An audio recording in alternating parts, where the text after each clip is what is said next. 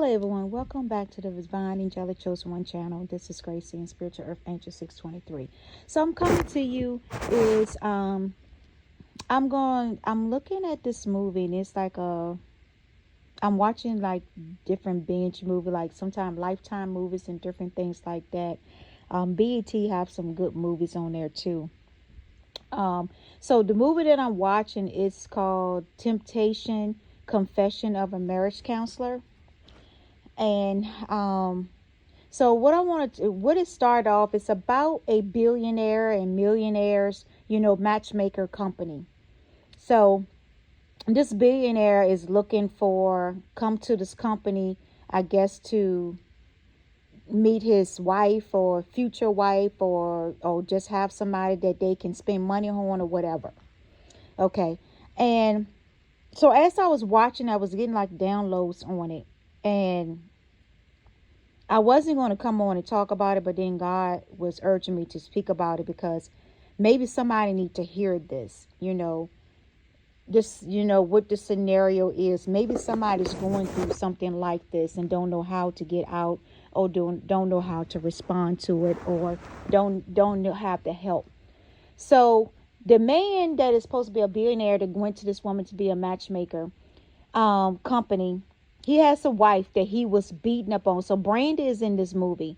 And so he was beating up on, and then it's the guy that plays on The House of Pain, the son.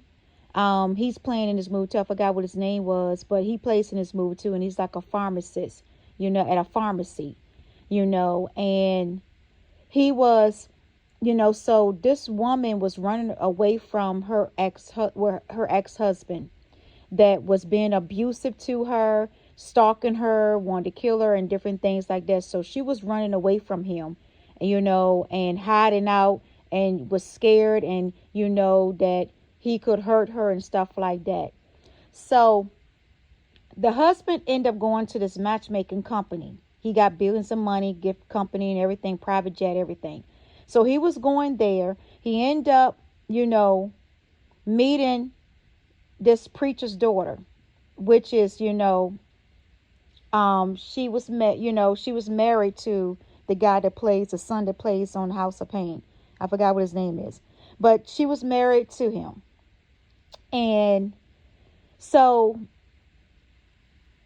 because he's not rich, he live a simple life, work every day, trying to make it meet ends, and to make sure that his wife is comfortable and stuff like that. And a couple of times he did forget about, his wife's birthdays and different things like that. And she got disappointed because of all the,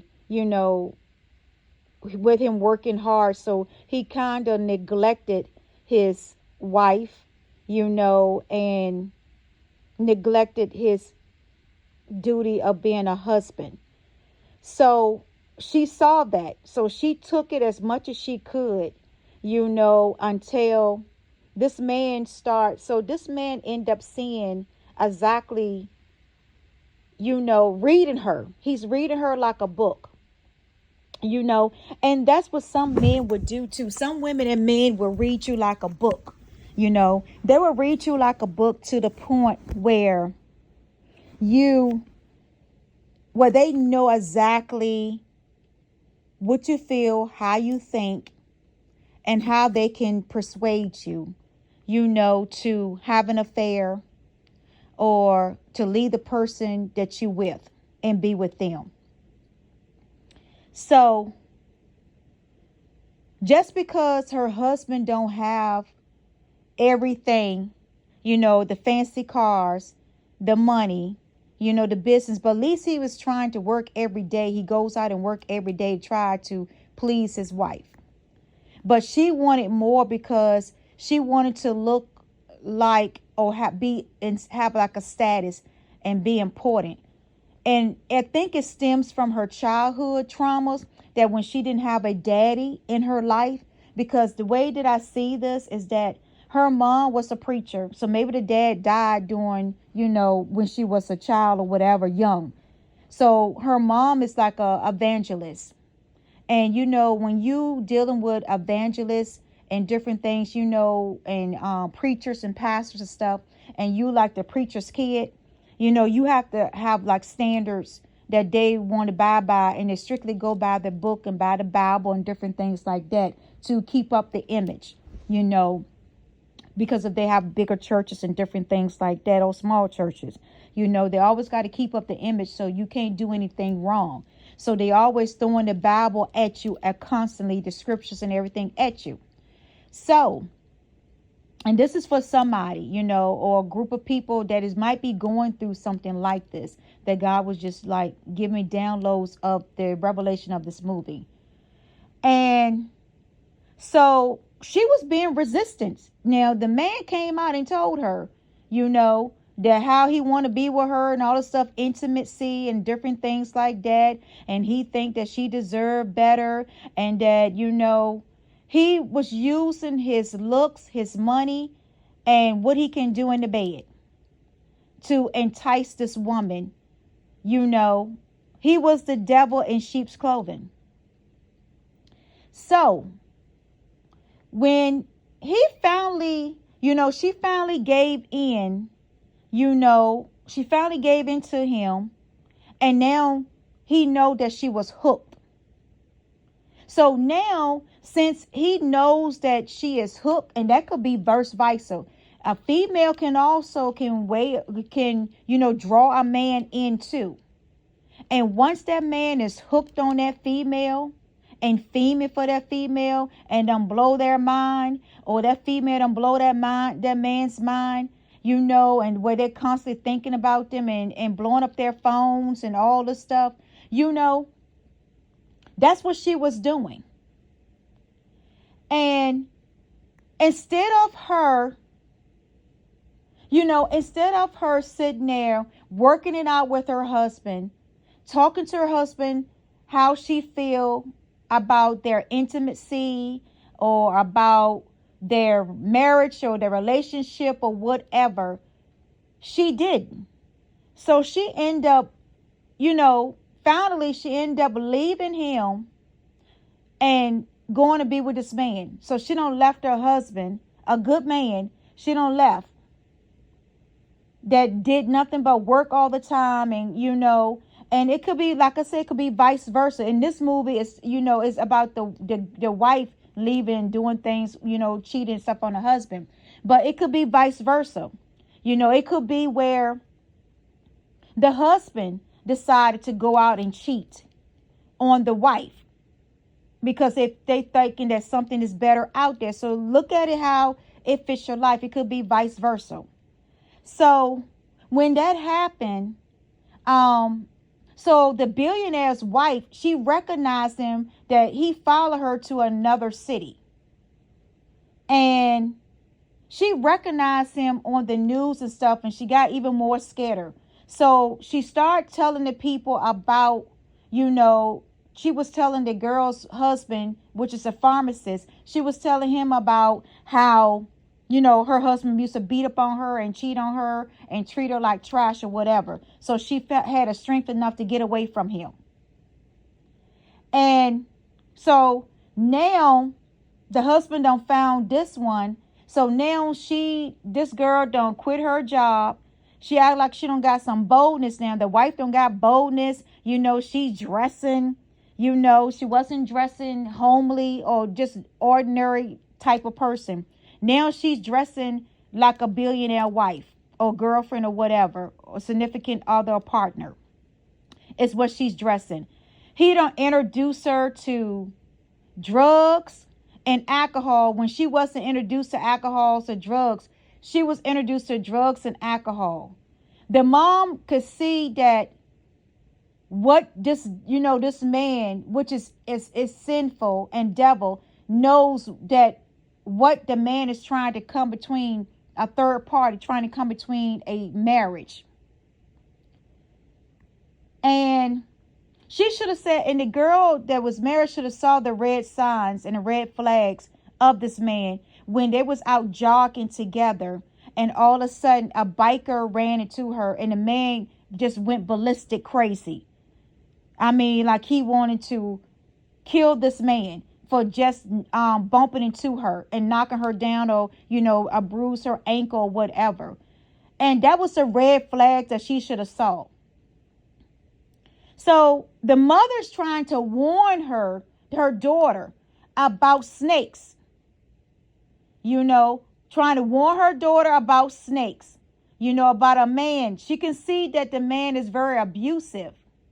But the daughter is so blind and so wrapped up into money and so wrapped up into how this man is whining and dining her and want to be a narcissistic and to control her and be obsession.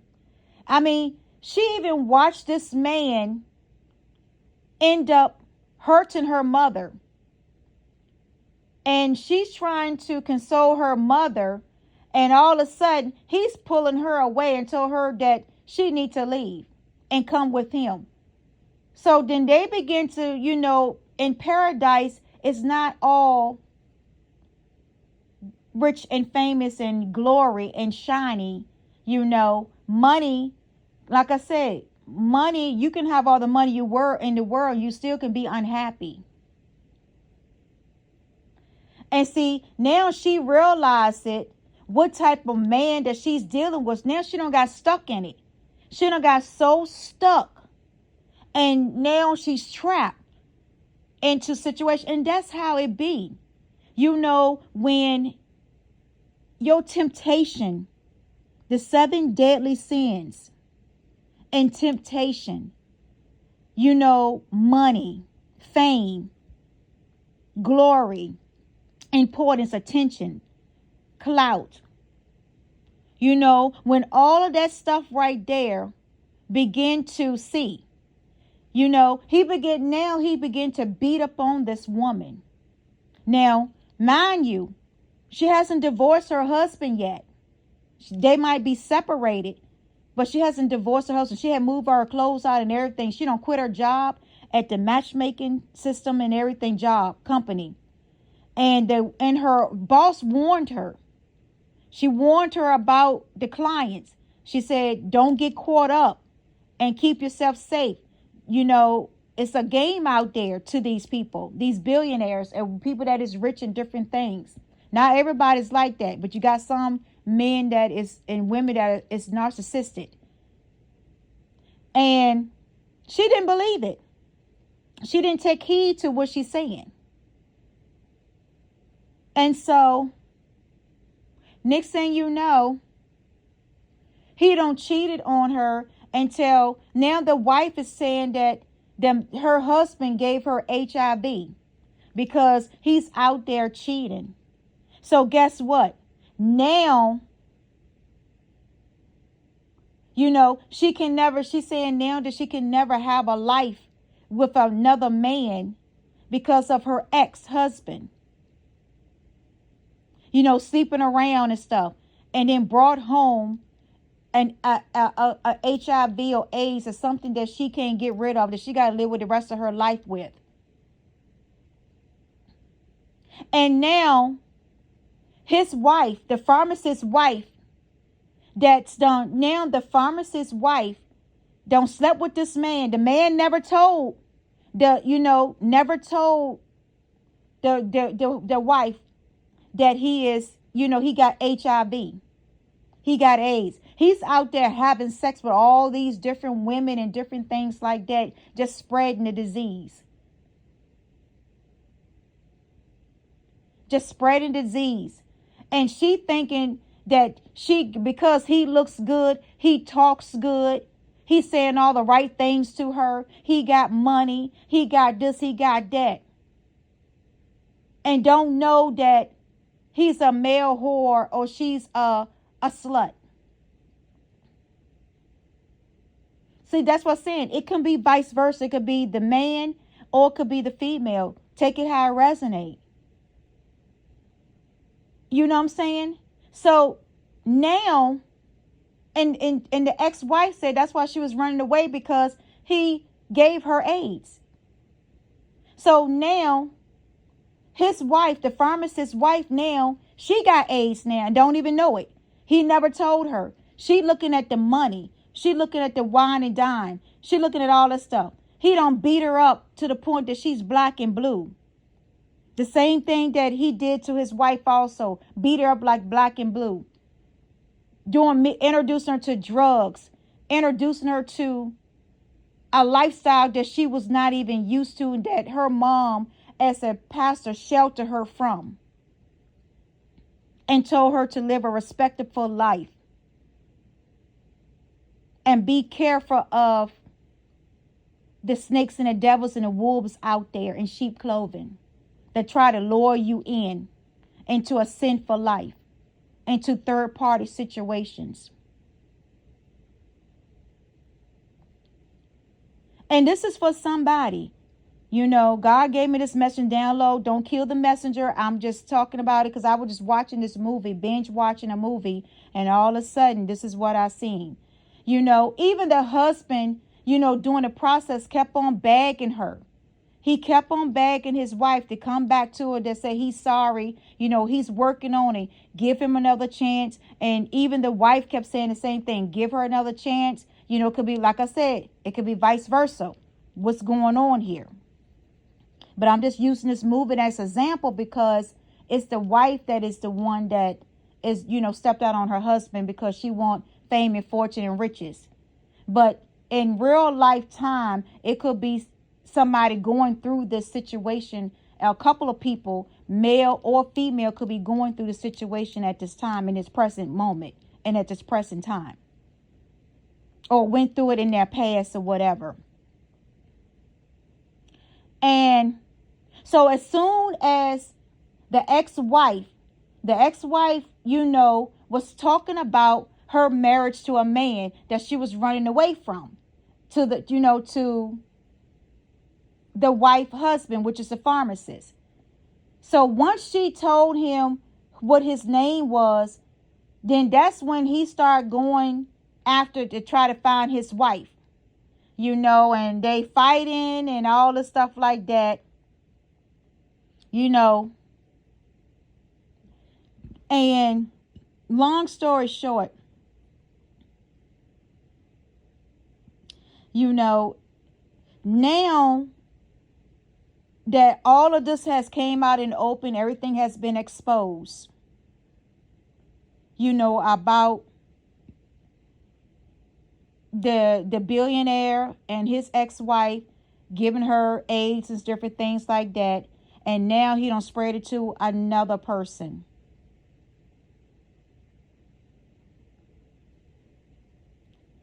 And now he done messed up another life, or she done messed up another life. All because of fame, fortune, money, and what somebody could do for them at that present time, instead of looking at what you already had in front of you and water that grass at home, instead of looking out to something and that something is better and greener, when eventually it would turn brown and you would see its true colors. She had a good man, or he had a good wife. Take it how it is. Now she done got tested and find out that now she has AIDS that she got to live with. She's going to the clinic. She's going to get, you know, drugs and stuff, you know, to take care of her, you know, her illness. And now the wife of the billionaire, she's moving on with her life, even though she knows that she has, you know, AIDS also, that she contacted from her billionaire husband. But, you know, now she's living her life. But guess what? She's living her life, and the wife of the billionaire now don't took the place, and now she's with the pharmacist.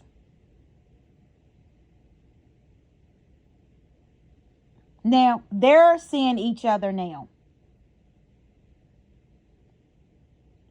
And he's going on with his life now.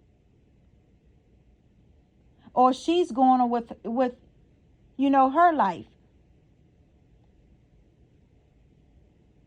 They're working together. Actually, yeah, the wife of the billionaire is working, working for him in a pharmacist and going with her life.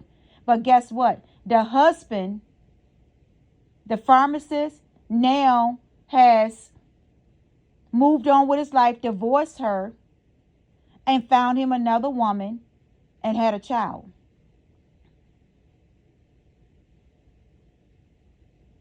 Because who wants to be with somebody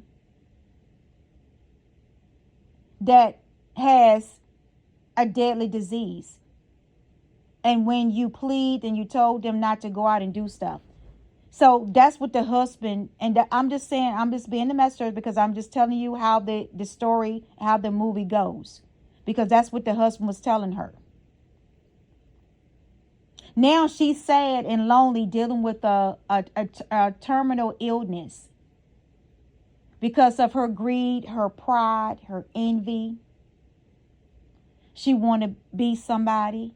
She want to have status because she saw that this man looked good on the outside, but in the meantime, he was all messed up in the inside, and she did not even know it. And he was not going to say anything about it either. And it could be the same thing with the woman in this situation. The woman looks good on the outside, but in the inside, she's all messed up and full of disease. And she just going to and fro and seek who she may devour. Devil in sheep's clothing. And sleeping with all these men that she can sleep with because of what she has contracted from another man. Or a man is going around sleeping with all these women and giving out the disease to all these women because of what he contracted from a woman. That's why I say you have to be careful who you try to jump into bed with, who you try to see just because they have a lavish lifestyle. And he might look good on the outside, but you don't know what's going on inside their body, that mind, that soul. You don't know. And they're not going to tell you. This day and time, they're not going to tell you. Me being as a nurse for 17 years and working as a nurse, I've seen a lot of stuff like this that happen where they're being like same sex and different things, having unprotected sex and different things like that. And then comes in, and find out that they contracted AIDS or HIV or some type of deadly disease that they can't get rid of. Or they have to take medication for the rest of their life to just keep their self-living function.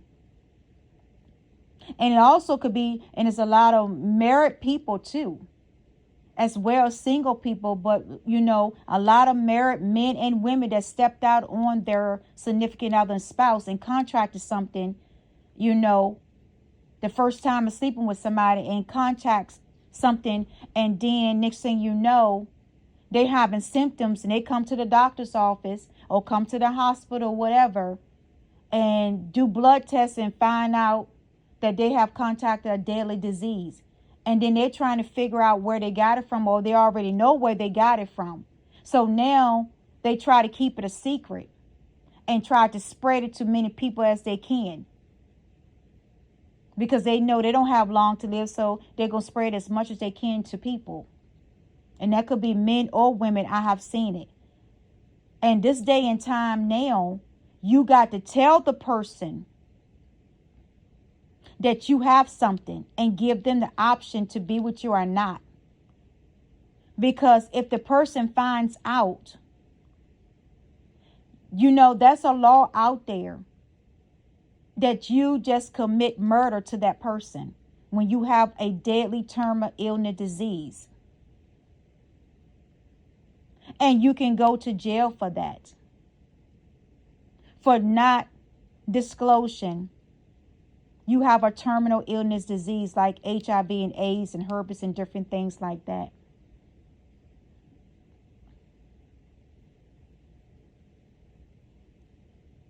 See, people think they take life as like a game.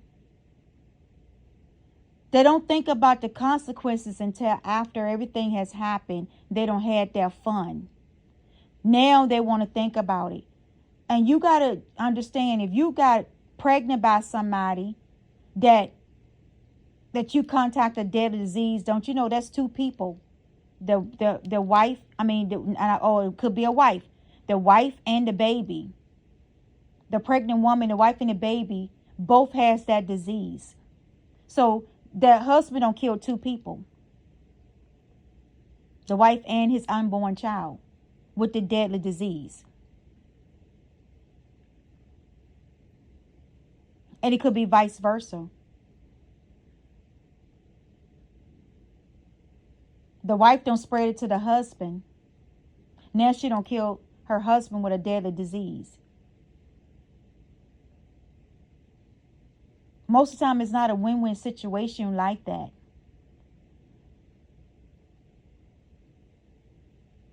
And of course, the wife, the husband, the girlfriend, significant other, or partner, whatever it is, they're not going to come out and say that they cheated. They're not going to come out and say they had an affair.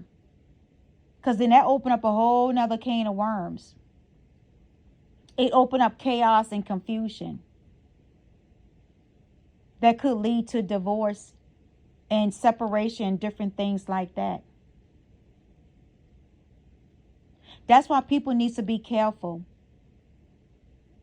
Just because you see a pretty face, small figure, whatever, don't mean that she's not having, or any type of size person, anybody that looks attractive or whatever, don't mean that just because it look dolled up and pretty on the outside, don't mean that they might be carrying a deadly disease or illness in the inside. And then their goal and mission is to spread it to as much people as they can.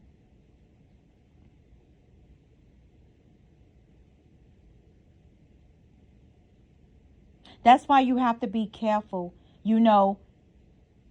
I used to get like a lot of health alerts because me being a nurse and stuff, they give us like, they send us out like health like alerts out, about different sexual transmitted diseases, what's going on with COVID and all this stuff, different illness, flu and different things like that.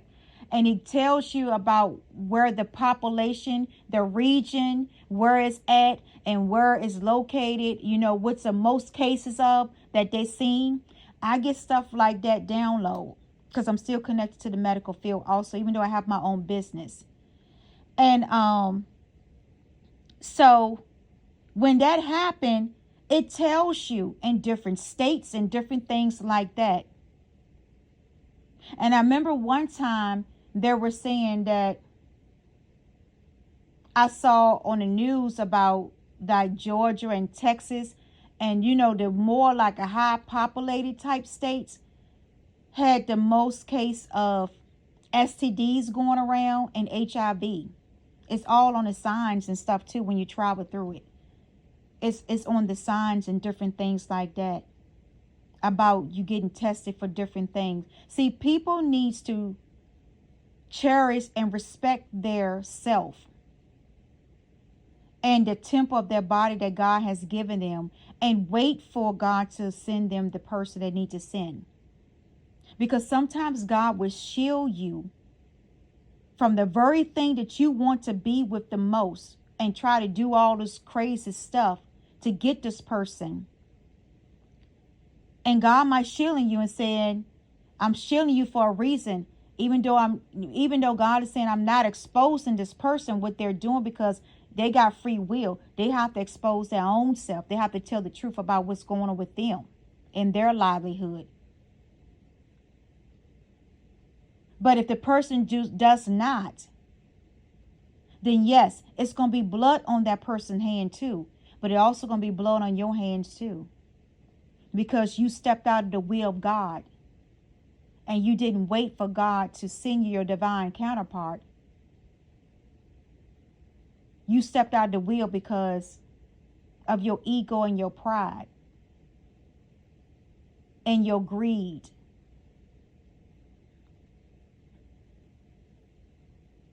Because you want money, you want to look rich, you want to have the status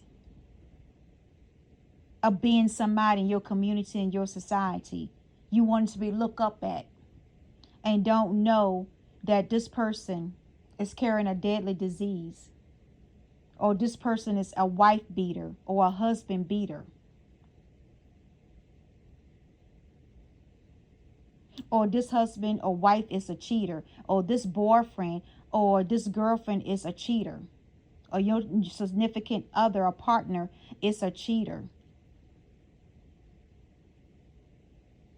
Don't have respect, sowing their royal oaks everywhere. Don't have respect for the relationship at all. Just enjoying the moment at that time until they contract something deadly from the wrong person. And the next thing you know, their life is turned upside down. Now they're wishing that they never did all this stuff. And they wish they had watered the grass to make it greener, what they already had at home. See, that's how a lot of stuff get caught up. How people contract a lot of different deadly disease and transmitted disease and different things like that, because they're being reckless. They're looking at the moment, the present time, or what this person can do for them at that present time, or what they can have at this present time, or think what is better for them at this present time. It's something to think about, y'all. You know, even though you might not hear about AIDS and HIV and herpes a lot, but just on TV and commercials and stuff like that, don't mean that it's still that it had died down. That stuff is full blown. It's out there. It's full blown. And it's increasing every single day. It's increasing. Somebody has been diagnosed and got diagnosed with it.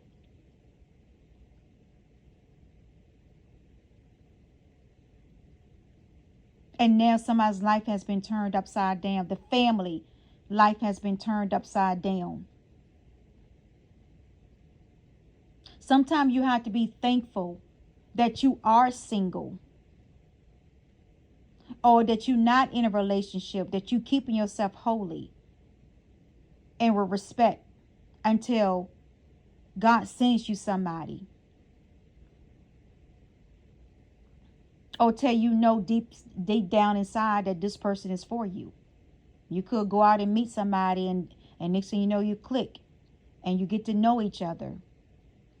You know their family histories. Because sometimes you have to do that. You got to research. You got to have communication. You know, when you meeting somebody, you got to have more than just sex on your mind and wine and dine this person. You got to go and get to know that person. Get to know what that person's family is like. Ask questions about their family, their siblings, if they have any. If they have any kids. You know, where they come from. You know, where they was raised at. Get to know the person, and then hop up in the bed and jump in bed. Oh, I'm going to jump their bones.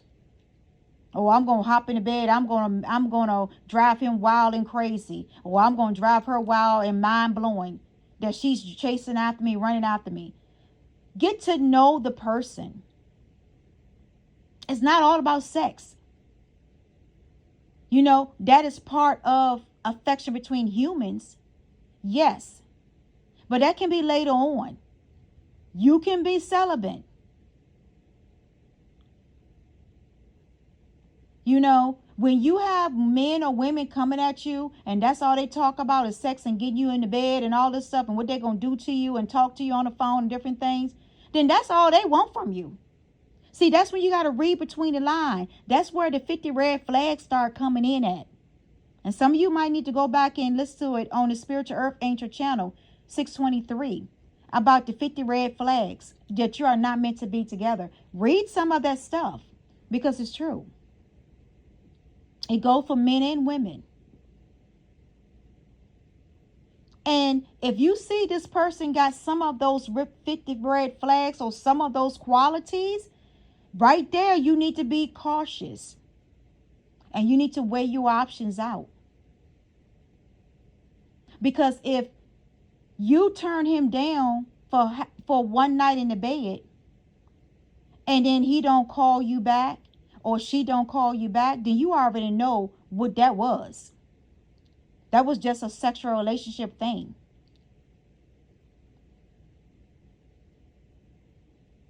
It was not meant to be a long term. It was only just sex between two people, a one-time thing. And then he moves on or she moves on to her next. And this is all about, well, you got to pay me money. You know, because there's women out there too that want to have sex with men, and that's all they want is money to get their hair, their nails done, buy them some clothes, pay their car payment, their house payment, everything else. That's all they want from a man. But then they had an agreement with that. See, people ain't going to tell you the agreements and contracts that they have with people, or why they getting this. They're only going to tell you, oh, this man just does this for me, or this woman does this for me. But see, they're not telling you about what type of contract agreement that they agreed to get that money, to get that special treatment. See, everybody's not going to tell you everything. They're going to tell you what you want to hear, because you see what's on the outside of what they're getting accomplished. But you're not seeing what's going behind closed doors. That's something that you're not seeing. You're not reading between the lines when you have conversation and communication. Because if a man or woman is in a relationship and they don't call and talk to you on a regular basis, it's only a certain time of the day, then that's something wrong in that situation right there. Because a man or woman is going to make themselves available to you, whether they were friends or family, their kids or whatever. And if you don't go to their house and see where they live, you already know what time it is. And that goes for a man or woman in the situation now. Because women can be players also, just as men can be players too. And they can play the game very good and very well.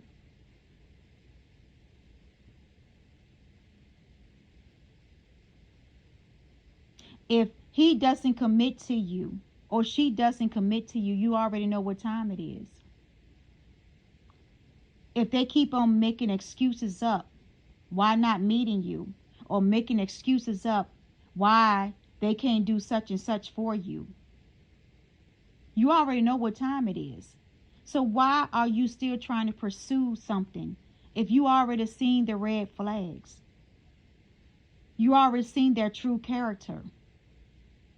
And then God is also screaming at you. That's not for you. Move on. It's not for you. Move on. Leave it alone. You know, God is sending all types of, you know, the flare guns shooting up in the air. There's the fireworks. Everything is going on, and you so blind. You so naive. You so gullible. You so green that you're not even seeing all the warning signs until you get yourself into a situation. And once you get yourself into a situation, then what? You can't blame the innocent person. You have to blame yourself, and you have to blame the one that brought you into the situation and lied to you. And you got to blame yourself too for not taking heed to all the warning signs that was coming at you like a deer in headlights. You was in denial. And vice versa. They could already done told you that they are in a relationship with somebody about to leave them. But then 6, 7 years later, 8, 10, 9 years later, 15 years later, they're still with the same person. They still tell you the same thing. Oh, well, it's complicated. Oh, I'm going to do it. It's complicated right now. They're not planning on leaving that person. They just want you as a third party, as a second person that they can run to anytime they feel like it. Because they know you're going to give it up. And that could be a man or woman. They know you're going to give it up. So that's why they know that you can run. They can run to you and bring you box of candy and flowers, or winding down you, take you on a trip or vacation or whatever, if they got it like that. Oh, they can send you expensive stuff or buy you something online and send it to your house and all this stuff just to make up. They're only making up because they already know what you want. They already know what you're about. You're about material things. You don't have no respect for yourself, integrity for yourself. So they already don't size you up. And they're already saying, And now I'm channeling, because somebody's coming in. I'm channeling both men and women that's doing this. This is how they're thinking. So they're saying, okay, I done winding down her. I done got her where I need her to be. Okay, she's good. So now let me go on to the next one. So then the woman saying, oh, I done got him where I want him to be now. So now I'm going to go to the next one. I already know that I can come back to him. I can come back to her anytime I feel like it. Because they all wrapped up into me now. Their mind is gone.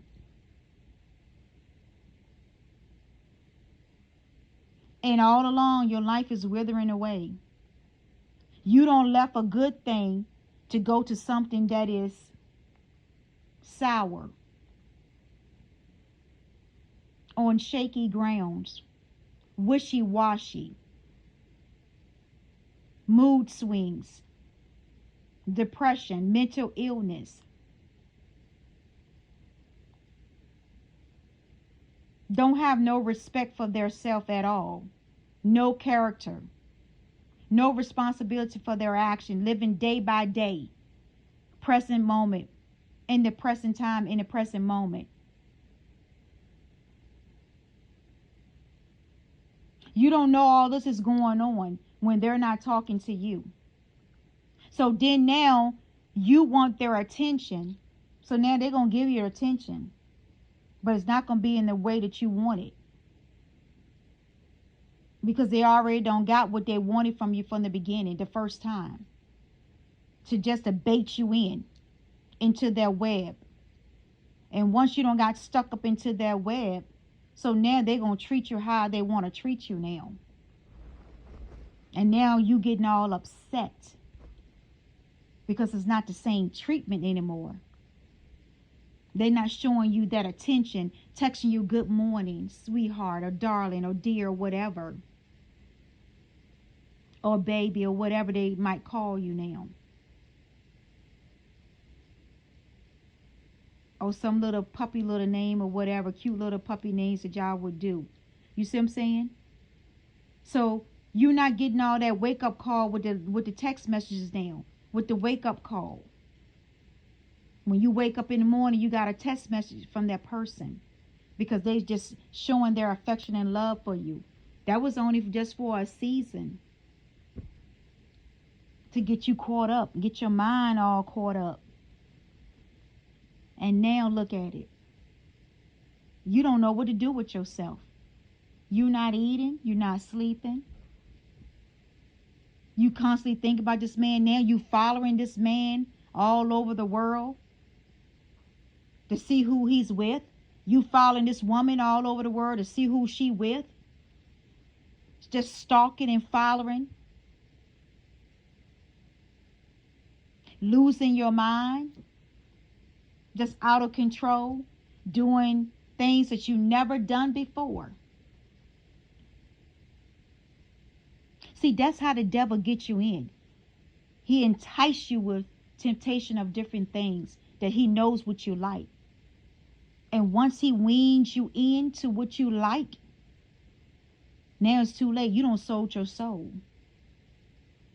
All your pride, your ego and everything, your integrity, your self-worth, your self-image, your self-esteem, everything now is all tied up into this web of tanglement, tangible, entangled,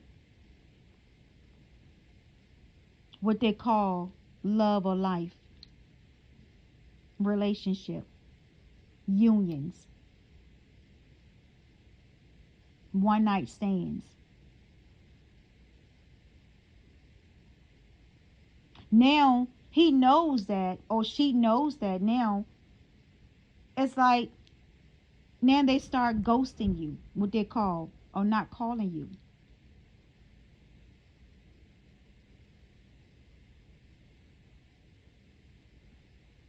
Now you don't know what to do. Now you're not going to work like you're supposed to. You're not keeping yourself up like you're supposed to. All because of this man or this woman.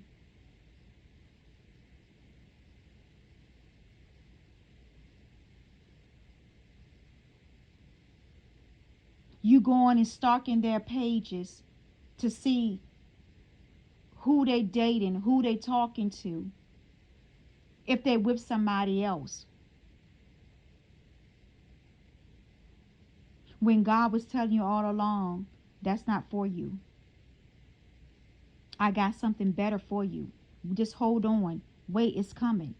Get yourself together first. There are some things I got to work in you and heal you first. Childhood traumas, daddy issue, mama issues, life experience trauma issues. I got to get you there. I got to get you healed and cleared first. Once I get you there, then now I'm going to open up the door. I'm going to allow you to meet the person unexpectedly.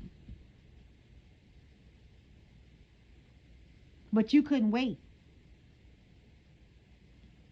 because you on there searching for something better. You lonely. So you can't wait because you lonely. You feel like your time is running out. Your time is ticking. Your biological clock is ticking.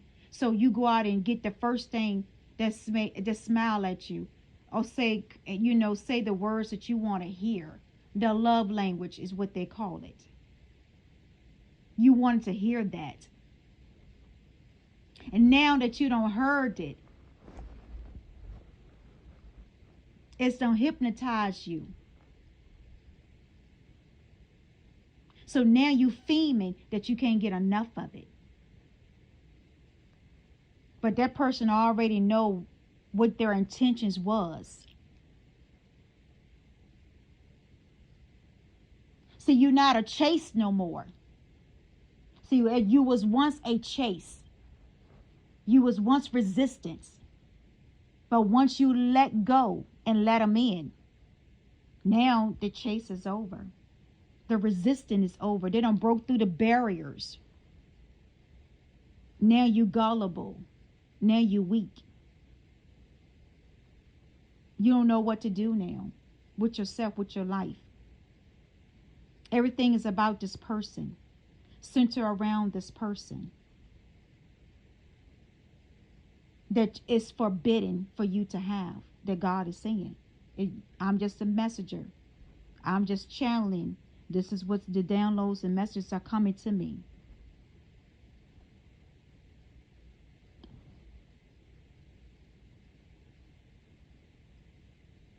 And now you see this person out with somebody else. You want to make a big scene.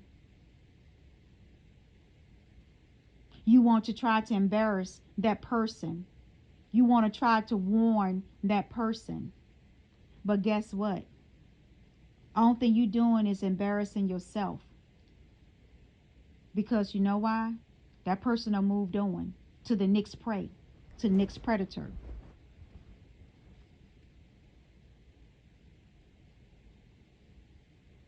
You just cheated. You just, yeah, cheated. And you being treated as a side piece.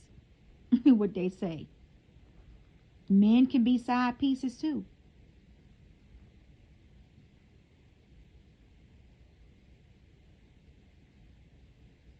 You see what I'm saying? Sometimes you got to be careful who you mix and mingle with, who you allow to entertain you, because you could be entertaining devils and fallen angels that's going to put you into a situation that you have no business being in from the beginning. What they call third party situations. You don't got so far caught up in the web that you don't know how to untangle yourself and cut yourself loose and let it go. You can't, because they have put a hypnotized spell on you, your mind, your body, and your soul, which is called the love language.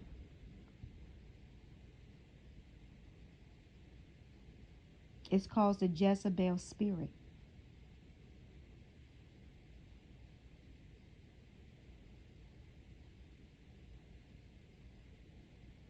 And once the Jezebel spirit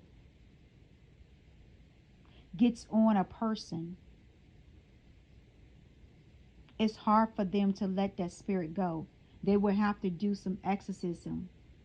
They will have to do some deep, deep spiritual healing to get that off of them.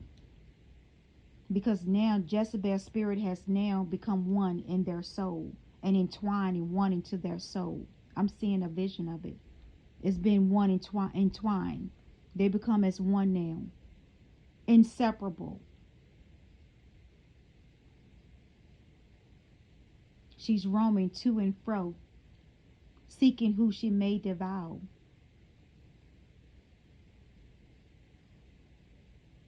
With her seduction spirit, enticing spirit, the seven deadly sins spirit is on Jezebel. And the person that holds or carry the Jezebel spirit, it could be man or female. It's unisex. Jezebel spirit doesn't care what type of spirit it might enter into that host, to that soul, that mind, that body. And you wonder why a lot of babies being created out of marriage and wedlock. And you wonder why a lot of the DNA tests and different things, because the female don't know who she slept with. That's a Jezebel spirit. When you don't know who you slept with, and you don't know who exactly the baby daddy is, so you taking all these men to get a DNA test to find out, and then the ones you think it was is not. So now you stuck because you don't know how many men you don't slept with in between the time that you got pregnant and conceived.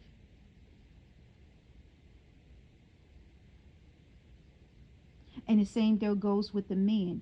They sleeping around getting these women pregnant, and they don't know which women they don't got pregnant until the women come forth with them, and then all of a sudden they seem like they're gonna have a mini heart attack,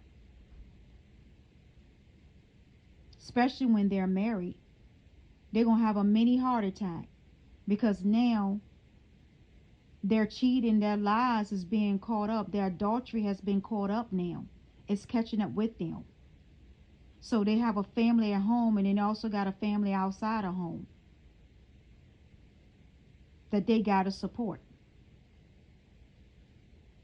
And you know the baby mama is going to be jealous of the wife or the significant other, the girlfriend or partner, whoever that lives with this masculine, or the baby dad is going to be jealous of the girlfriend that is living with her husband or girlfriend or whatever. This could be vice versa in the situation, the connection, the relationship connection.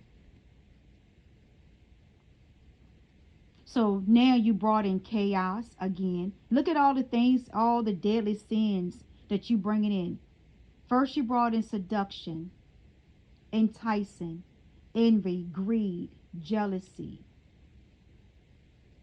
malice, glamour, competition,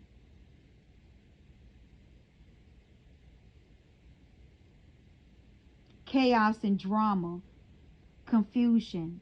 All of that now is coming into your relationship. Now you got all these spirits.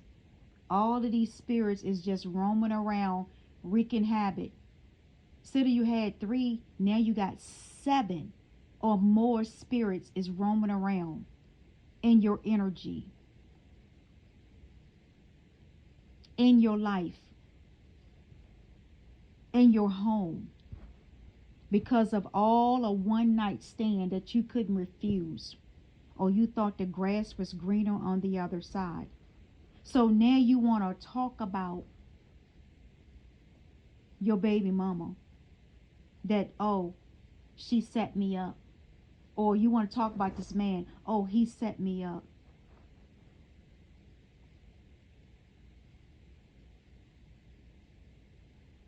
You know, I thought he had a condom on. You know all along he didn't have no condom on. You knew that.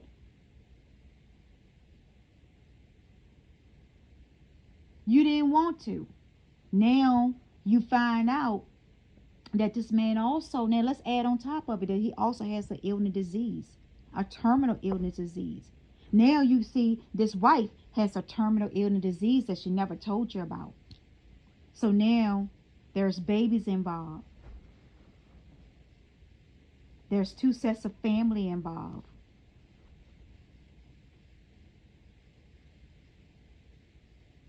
What are you going to do? What are you going to do? What are you going to do? Because now the web, the spider's web has got bigger. It's been weeding you in and weeding you in until later on it begin to suffocate you. You know, when a spider catch a web, does a web, it does a web in a different like type of design. And it's made in the design so that way when insects and bugs and different things come flying into the web, it gets caught up and it can't untangle itself. The more it tried to entangle itself, the more the web would stick to them and it would wrap around until it suffocates. So the spider does not go and kill. The web is the one that kills the insect. And it keep on, when they trying to wiggle themselves out of the web, it suffocates them and cut off the circulation. And that's how third parties and different entities, identities and stuff like that comes into play. Because they lure you in. And you going blindly. Out of zeal, ego and pride. Because you want to be somebody in this world. You want to make your mark. But you're not looking at the consequences later. That you have put on your family that you with now. And then also the family that you have a baby with. That you could create a baby.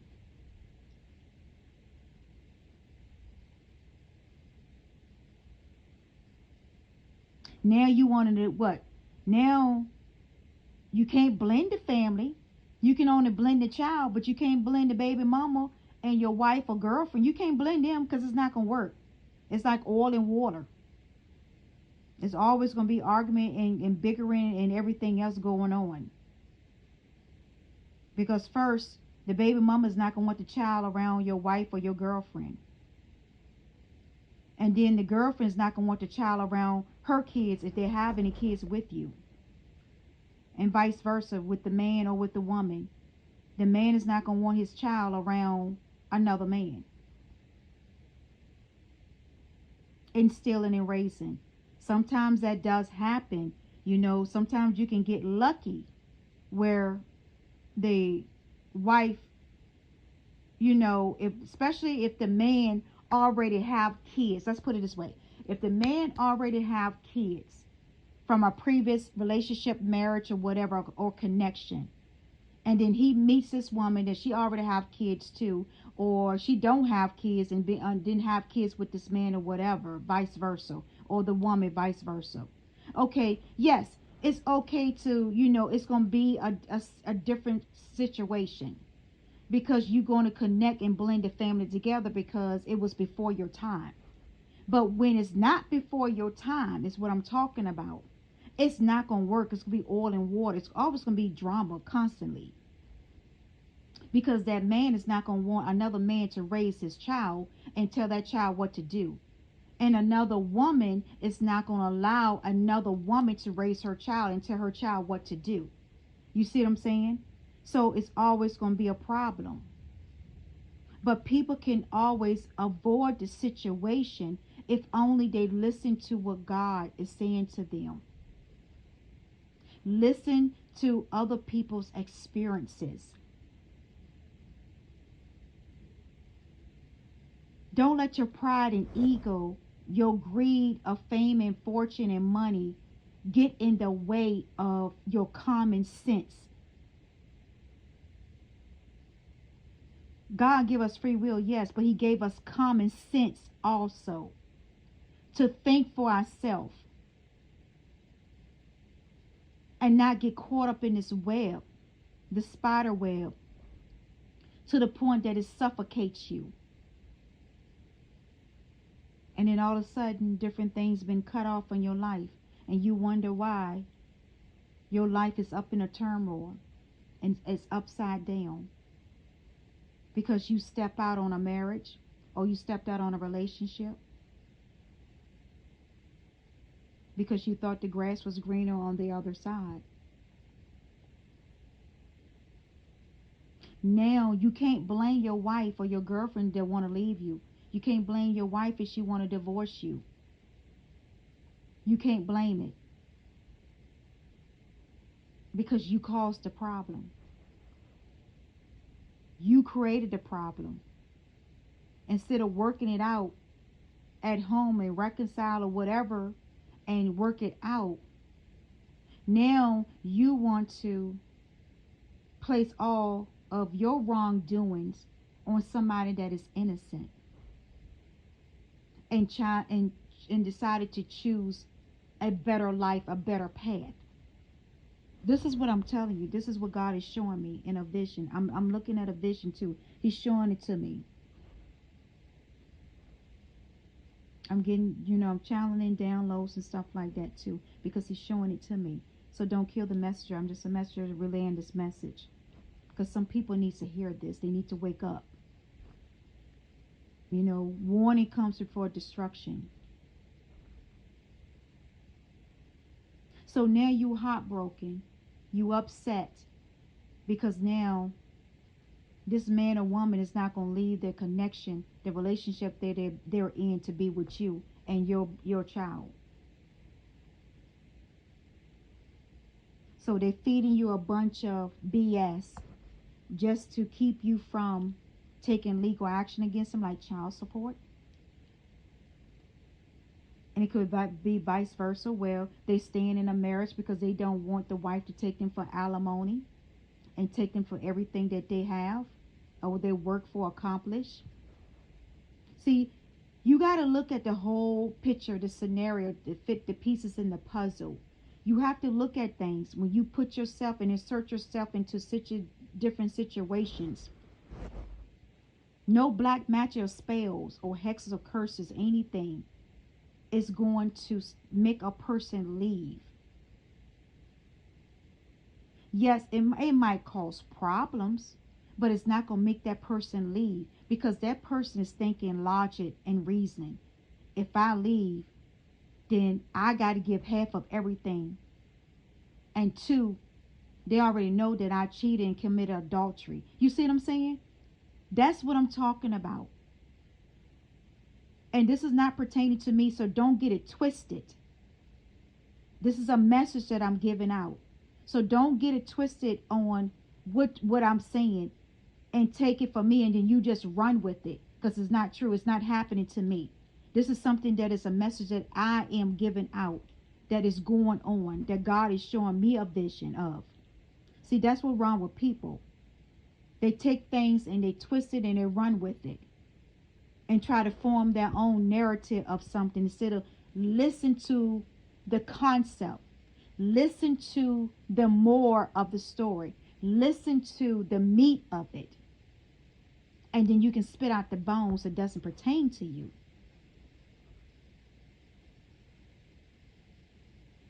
It's a reason behind everything.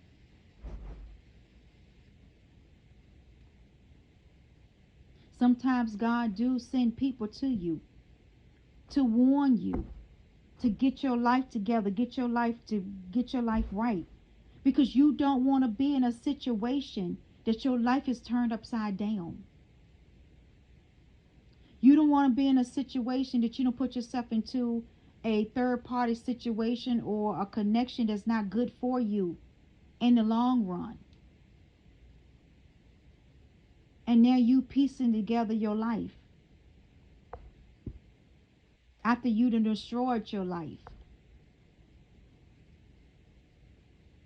and destroy other people's lives because of secrets, hidden agendas, deceitfulness, and betrayal, because you want to keep a secret. So now that secret is eating you up inside. Don't you know that when you keep secrets like that, it begins to do a wear and tear on your body to the point that it's eating you up inside. And you wonder why you having all types of different illness and stuff. Because you know why? Because that secret that you keeping, that betrayal, whatever you keeping, is eating you up inside. Because it's causing your emotions, your system to go out of whack, imbalance.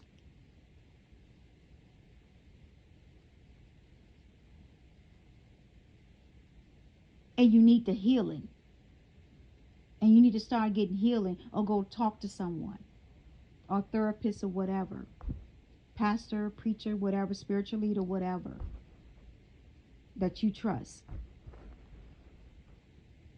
Or counselors or whatever. To try to piece your life back together. But when you can't piece your life back together,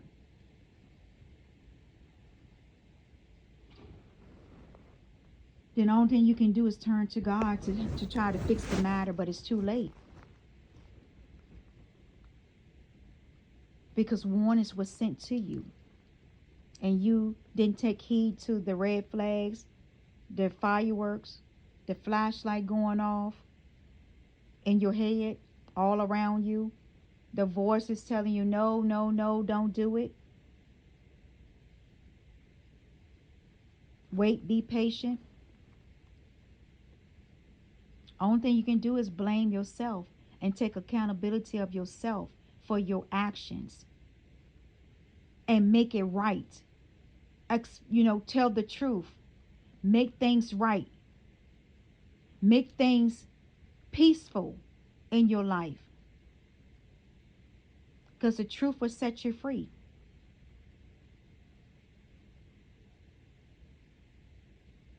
Life is too short to be harboring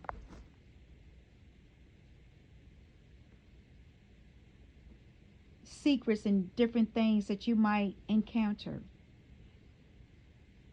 because of your wrongdoing, because of your wrong decisions and actions.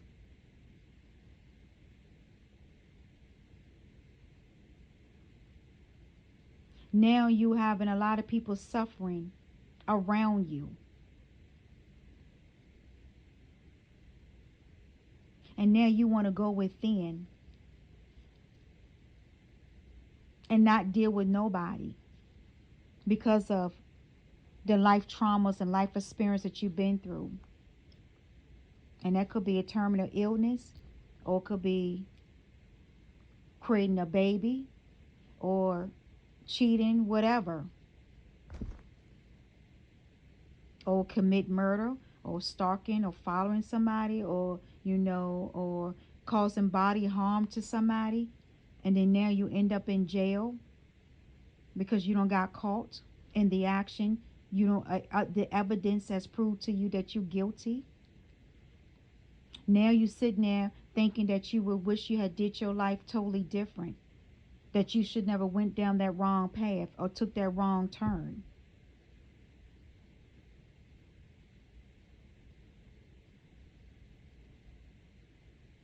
We see it every day. You see it every day. You see it on divorce courts channels. You see it on DNA channels where they going and trying to see about DNA, who the father of the child. You see the divorce court ones. You see it every day. This is not nothing new. But we do have free will and choices to make, because one fatal decision or action can do a domino effect for a lifetime. A lot of lives has been destroyed behind one night stand or one action, one decision that you made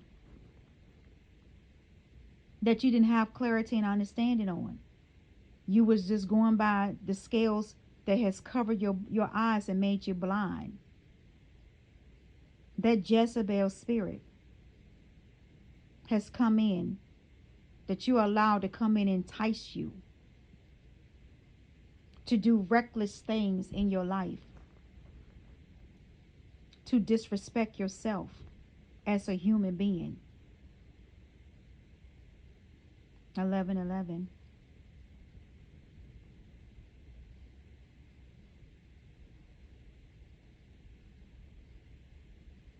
It's something to think about. Coming from with that movie, The Temptation, Confession of a Marriage Counselor.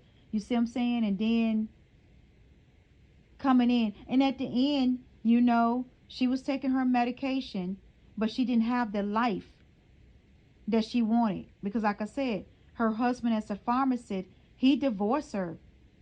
Who wants to be with somebody that don't got a terminal illness disease and cheated, and you gave them time enough to stop it and told them, begged them, warned them, or whatever you did to stop it, and they didn't. They ignored you, kicked you to the side, and said to hell with you.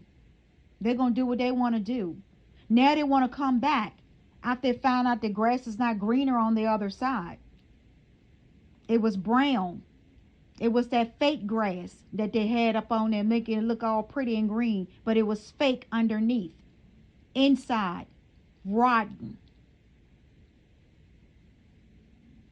unhealed emotions and trauma from childhood on up until adulthood, also sometimes mental illness and different things like that going on inside that person, he or she. Take it how you resonated. You didn't see all that because you know why? It was a camouflage. Shape shifting. It was a camouflage. They camouflaged themselves to, and that's how Jezebel's spirit is. Jezebel's spirit will camouflage itself until it weaves you in like a spider. And once they get you entangled in their web, and then that camouflage, that mask come off, then you see the person for really who they truly are. Then you don't want to be with that person no more. But it's too late. You got yourself caught up.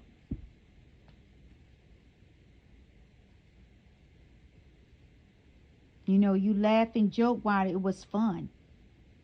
You laugh and joke, you had a good time. Even gave a tip probably. My ancestors is funny. They told me they even gave a tip for the good time they had for a one night stand.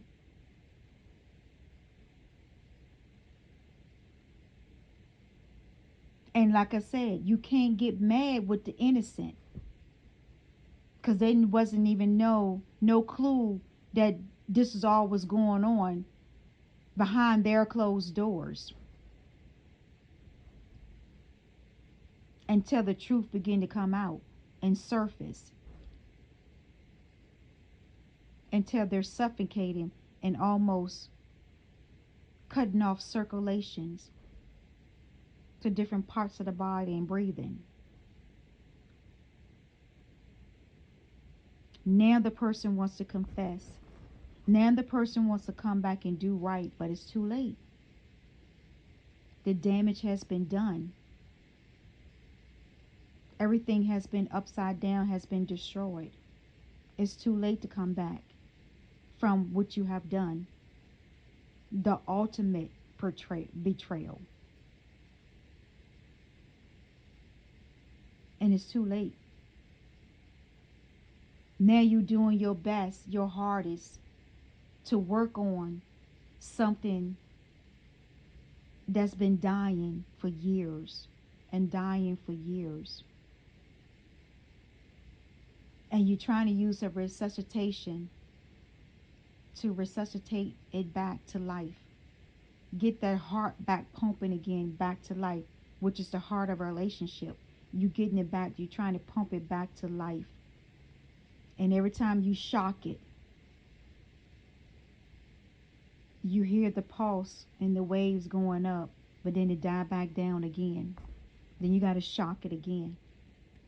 How many times you going to shock a relationship back to health, back to life, when you keep doing the same things into your bad habits, your addictions, your fetish?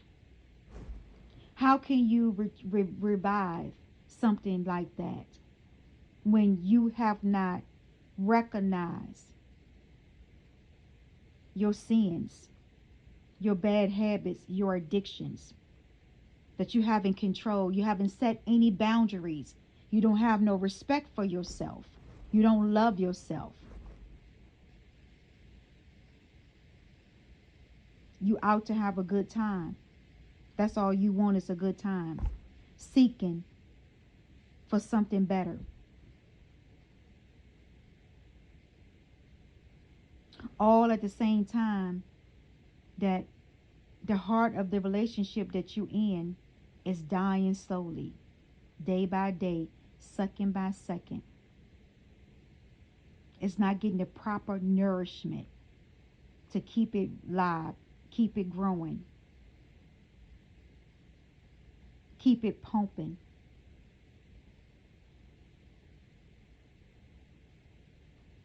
To finally, as the spider web and the insect begin to keep on to the point that it has made a cocoon out of the insect. If you look at it, a web, just look at a spider web one day and look at how the insect is wrapped around the web to the point that it suffocates it and it makes itself like a cocoon. That's when the spider goes and eat it then.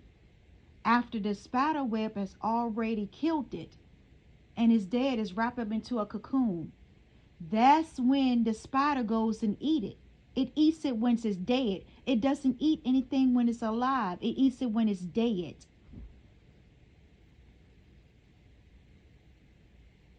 And now that Jezebel has consumed the relationship, the language of life, the love, the heart of a relationship, a marriage, commitment, or whatever, Jezebel has now consumed it. Now it's dead. It can't be revived. The heart has finally come to a resting state. There is nothing but lines going across. And the heartbeat is slowly, the pulse, the blood pressure is slowly counting down until it gets to zero.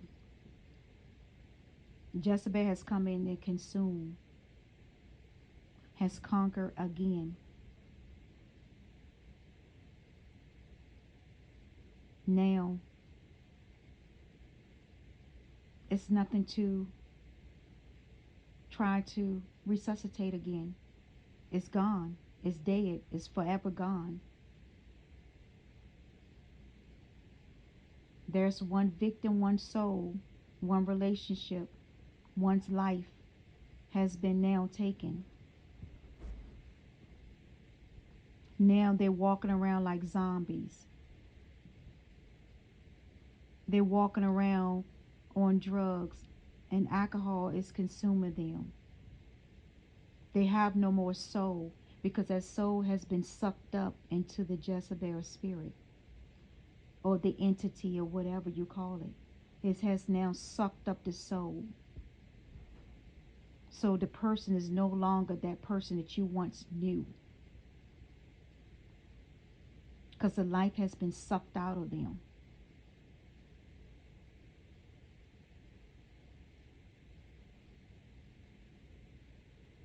The only person that can save this person is God.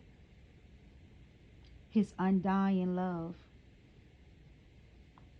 Only this person can change their life around. Only God can do it.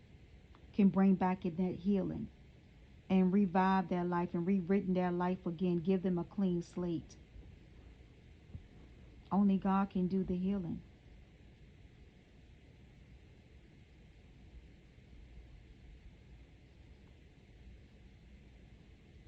And most of the time when people get to that state, they don't want to turn to God for anything.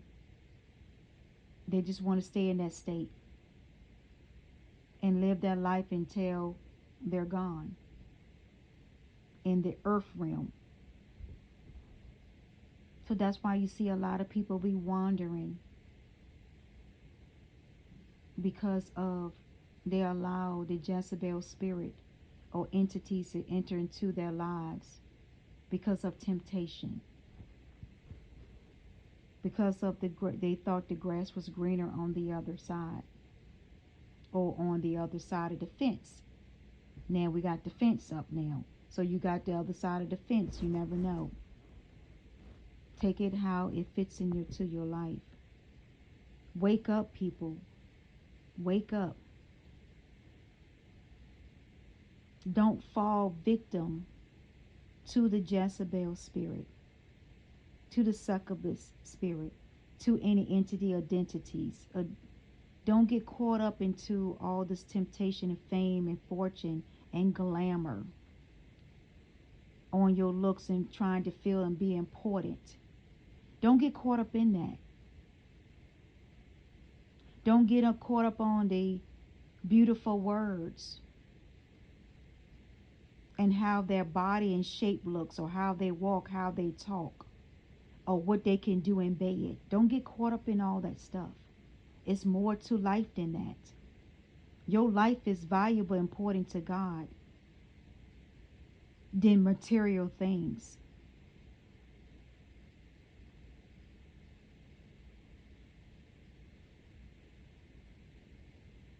Because of all one moment in time, one night stand. I'm just living in the present moment of time. You know, that's what people be saying. Oh, I'm just living in the present moment of time. I'm just passing through. So I'm going to live my life, enjoy it, and do whatever I want to. And that very same time when you do live your life, enjoy it in the wrong way, in the sinful way, is when you get caught up.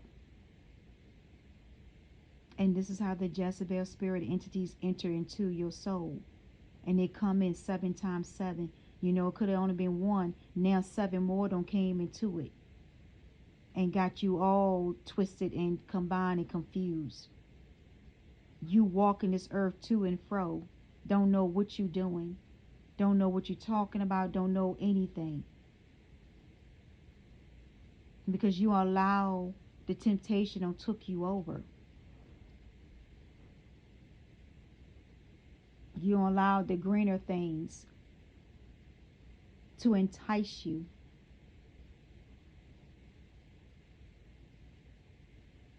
You allow the disrespect to lure you into different disrespectful situations instead of setting your boundaries, standing your ground, and knowing your self-worth and love and respect yourself and get your proper healing so you can have a healthy relationship and have healthy, positive things come into your life. when you live right.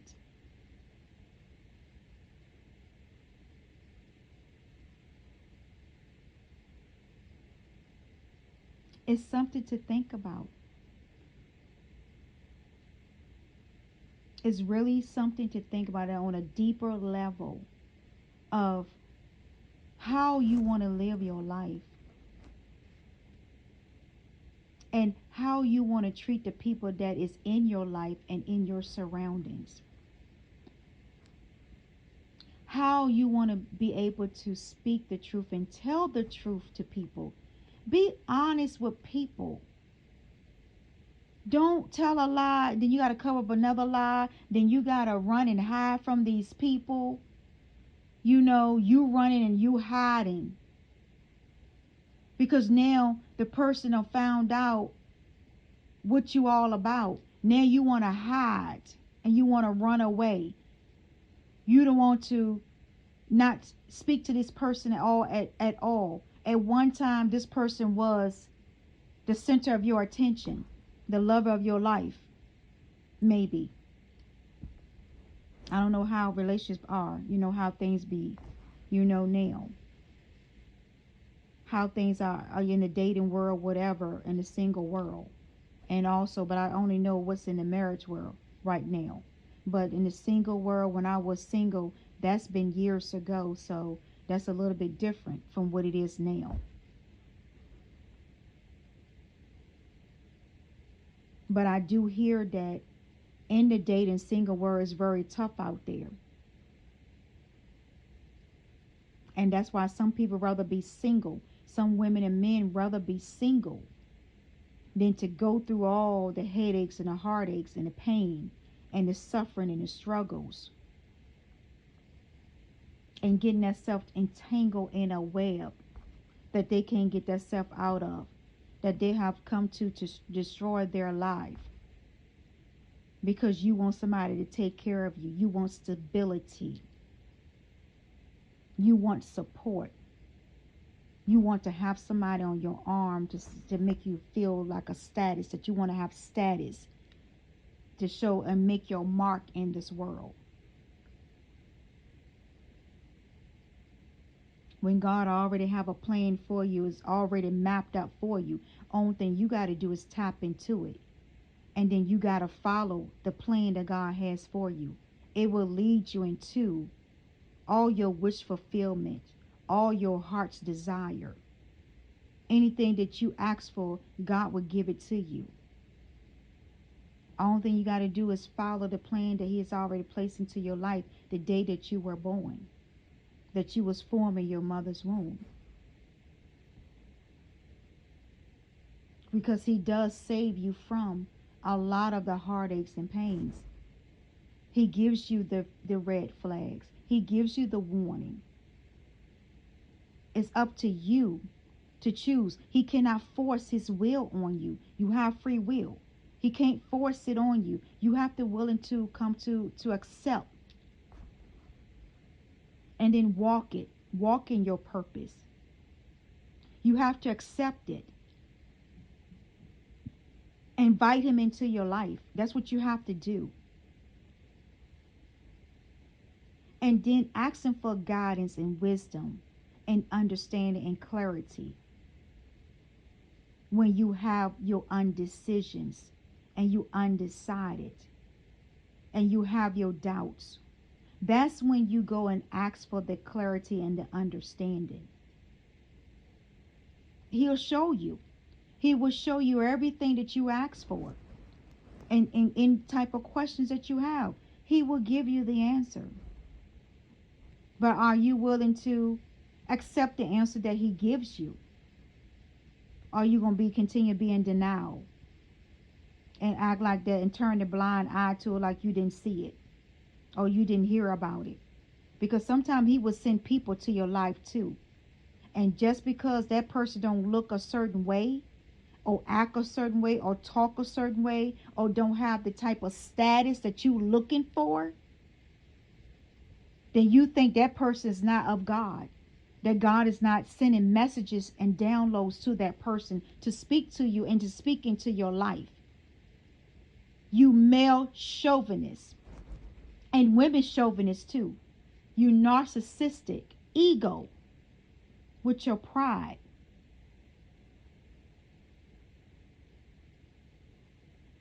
God could take a homeless man and speak a word through you, but you're not going to receive it. You know why? Because he's homeless. So you thinking because he's homeless, he ain't got nothing to say to you. Because he's not on your level. He's not on your status. But that could be the very word that you might need to save you from your destruction of your life and the reckless life that you're going down that path. That person could be the very same word, man or woman. You know, we live in a society that everything got to come from a man. No, women has good insights too. Women has good messages also, that downloads that God do speak through. And sometimes they might come into a high status profile person's life. Because God is sending warnings and messages. All you got to do is read between the line and decipher the coding, what fits you, and leave the rest. Just because you don't got so high, mighty, and status in this world and made a mark for yourself, you act like that you can't take a word from a simple person. But that simple person might have your blessings. That simple person might give you a word to stop you from getting into danger and destroying your life. See, that's something that people need to take heed to. See, this word don't came into where it's status. So if you don't have so many likes or so many followers, oh, well, I don't want to listen to that person because they have nothing to say. But then the ones that has the likes and the followers are the ones that are the heathens, are the sinners that is doing everything just to get fame and clout and status and attention and make a mark for themselves. They're the very same ones that doing things behind closed doors and hiding their hands, doing evilness and hiding their hands behind it, like they're not doing anything. But you trust those people before you trust somebody that has a simple life and speaking the truth. You know they are divinely connected to God, the Most High. But you don't want to listen to that because of your ego and your pride. You think you're right all the time when you dead wrong.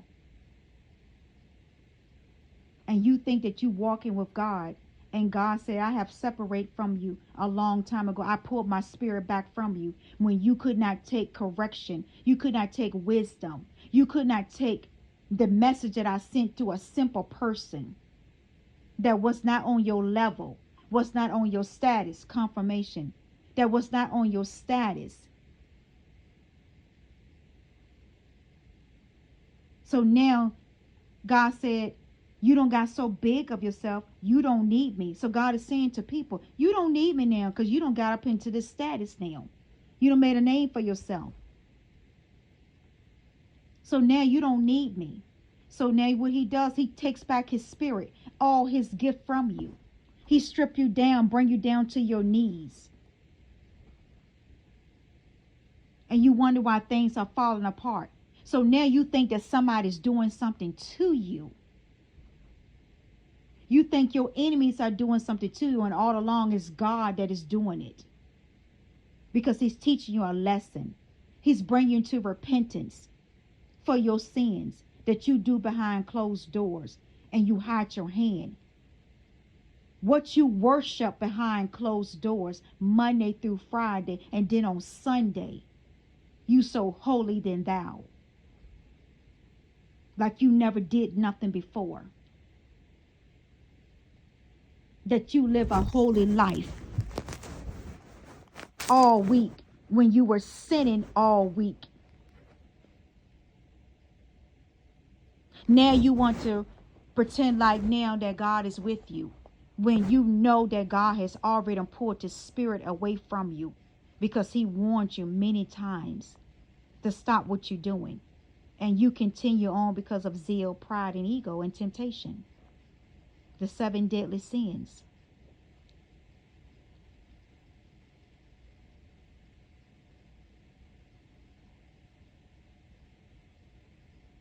Now you want to cry out to God, Lord, Lord, Lord. But God said, I don't hear you. You can say my name all you want to. I don't hear you. I have turned my back from you. And when God began to turn his back on people, you would know it. Because they're no longer blessed. They're no longer anointed. They no longer have the favor of God. This is what God is telling me. Don't kill the messenger. This is what he's telling me to download. This is what he wants me to say. And I'm going to speak it, whatever he has me to say, whether you like it or not. Because it should bring conviction to your soul. And make you want to straighten up and do right. By others and by yourself. And you wonder why you go into prayer and none of your prayers been answered. Because God said, I have turned a deaf ear.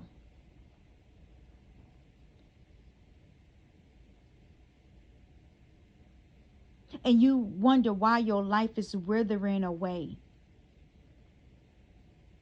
And you getting angry by the minute. Irritated by the minute. Because you know God has taken away and stripped you down to nothing. Day by day, second by second, hour by hour.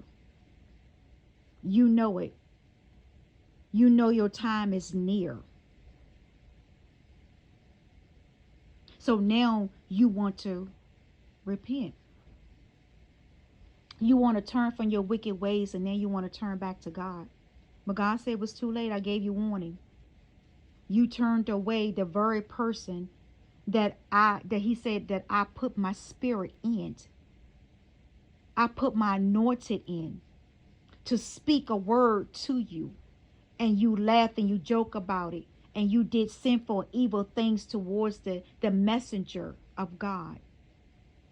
The very person that you didn't think that was nothing, would amount to anything, didn't have the spirit of anointing.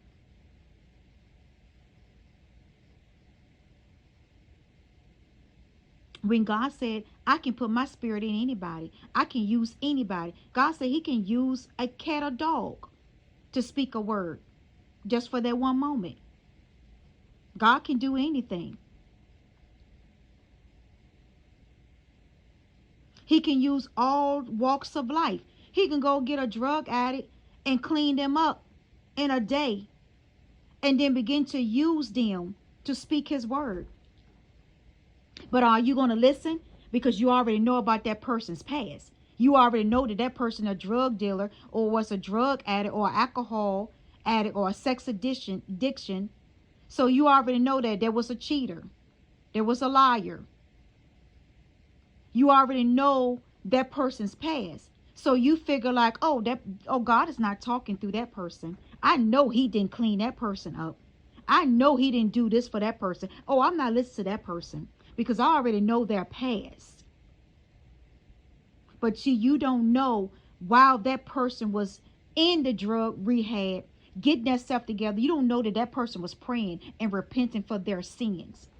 And for God to clean them up and spare their life and let them live again and renew their life. Give them a second chance in life. See, that's something that you people don't understand because you got money. You got fame. You got fortune. You made a mark for yourself. You got status.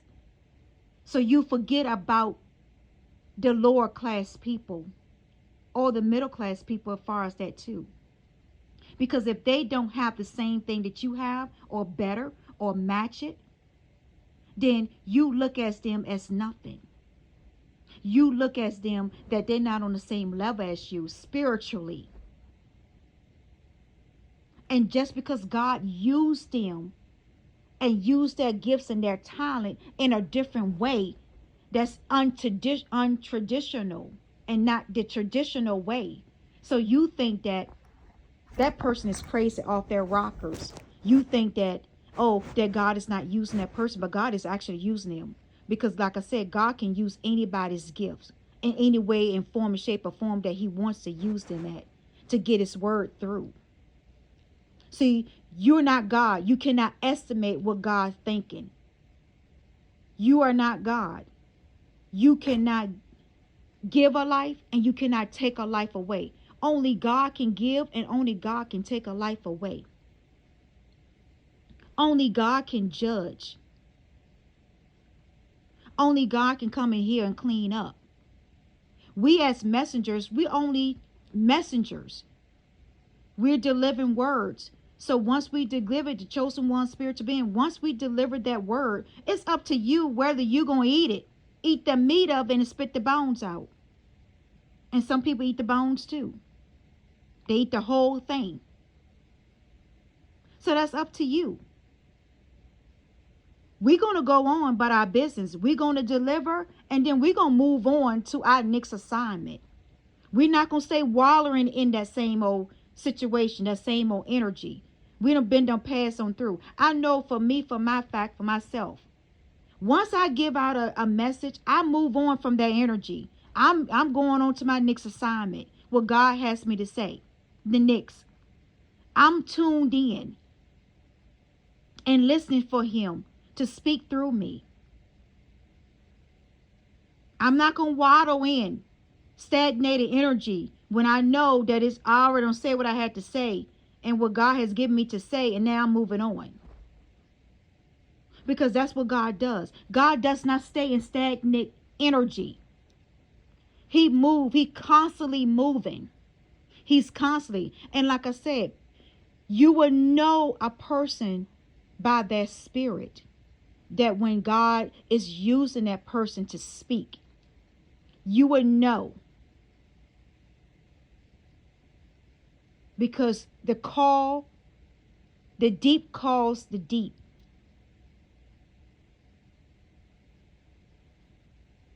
You will see that light, the glow, the shine. You will see that the words will entice you. You see that the words will actually speak. Words that you be hunger for more of it and more of what this person's talking about. You have an ear to listen and an eyes to discern and a mouth to speak the truth. To do right, to live right. A whole different mindset, a clean heart, mind, body, and soul. You will put yourself in that person's shoes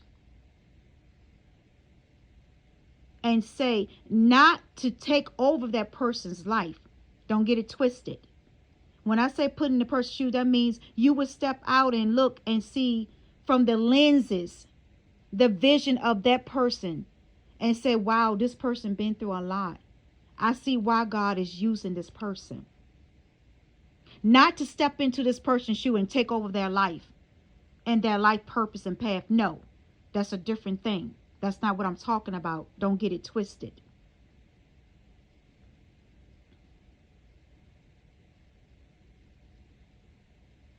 And two, God won't allow it anyway when he knows that your spirit is not right.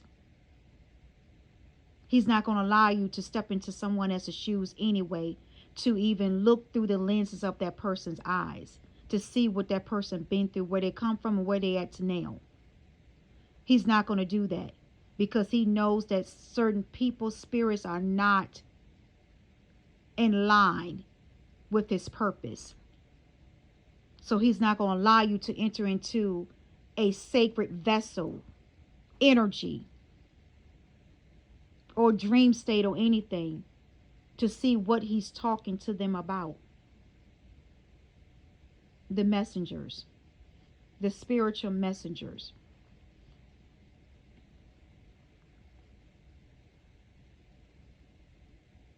This world has got caught up in the fame, the fortune, the money, the glamour. what I can get out the world, what the world can do for me, what people can do, take advantage of people, do as they please. And all along, that Jezebel spirit and other entities that come along with Jezebel is just sucking the souls out of people every day, every hour. And it's getting bigger and stronger every time that they have taken over a vessel.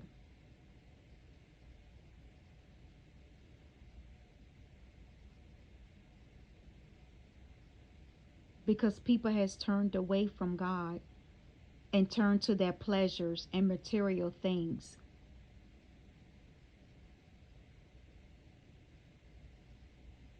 People have just literally done lost their mind,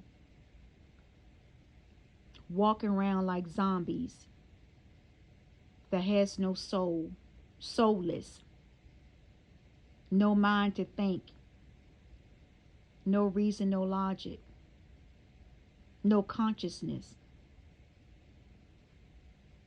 just doing as they please, with no regrets, no consequences, no accountabilities.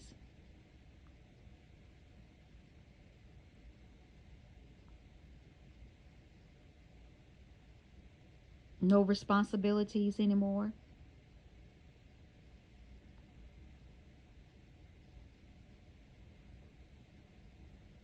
It's time to wake up.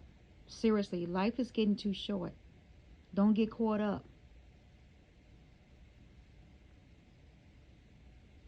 Don't go get caught up to the point that you have destroyed your life, to the point that you can't come back.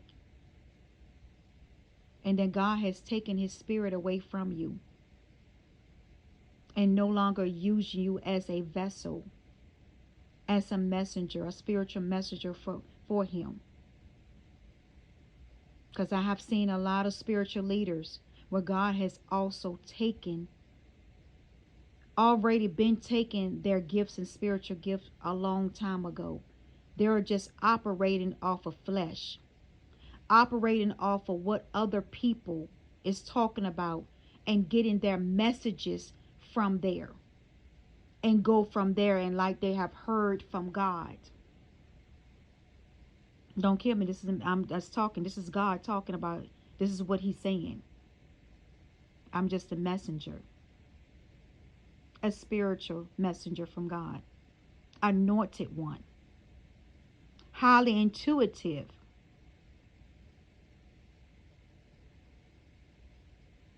and highly protected.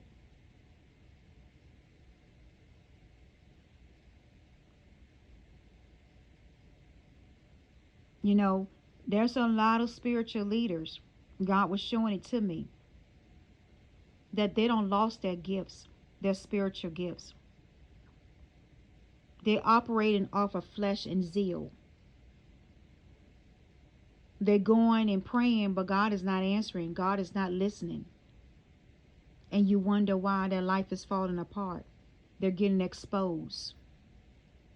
You wonder why everything is being exposed. Their whole life has been exposed because of the Jezebel spirit that has entered into the church also. Not just the world. This Jezebel spirit has entered into the church, God is saying.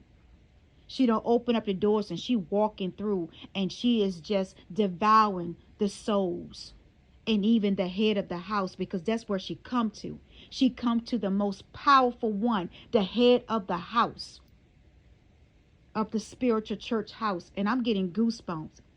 That's how I know that this thing is real. You better take heed and you better shut it down quickly. Don't be the next church or the next victim of a leader that's been exposed publicly because of the Jezebel spirit and all the warnings that came to them that they did not take heed to. And you wonder why your church is being shut down. Church is being shut down daily. People are leaving the church daily. and you wonder why you losing members, and you still trying to survive on the heartbeats and the foundation of the church.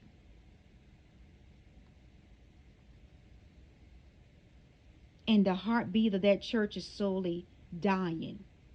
And you trying to resuscitate it, and it's still dying. Because God said, I have taken my anointed, my spirit away from this church. I have turned a deaf ear to it.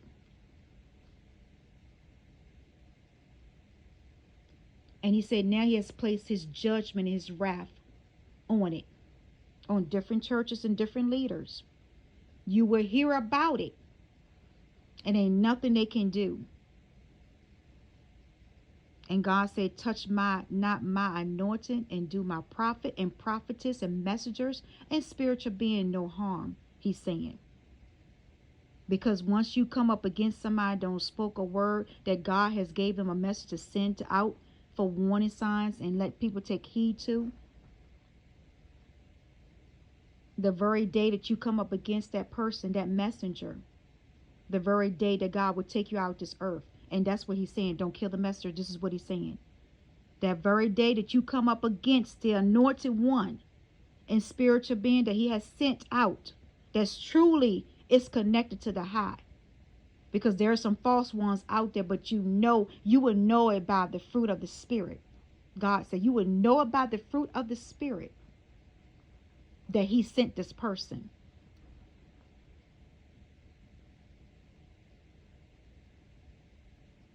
And he's saying it's no longer.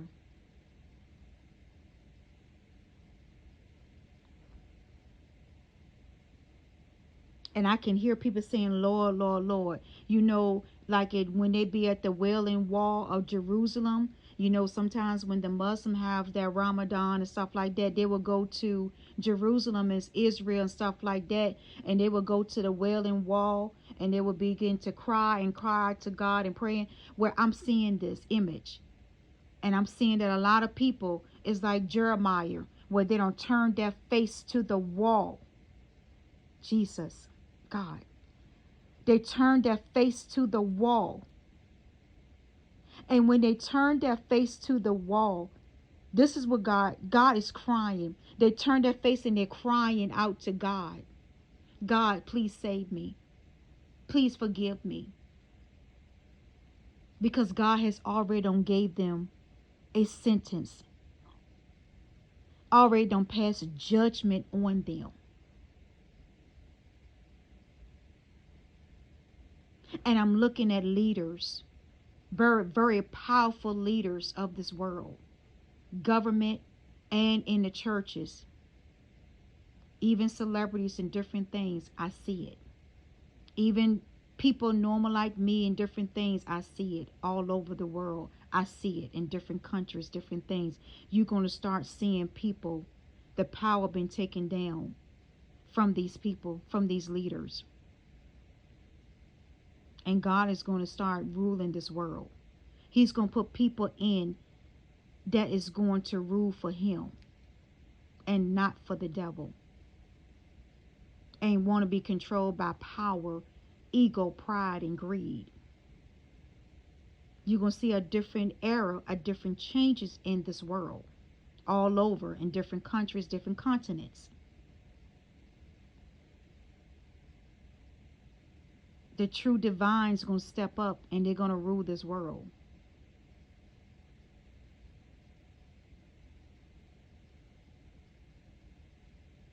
Up until the last days of this world.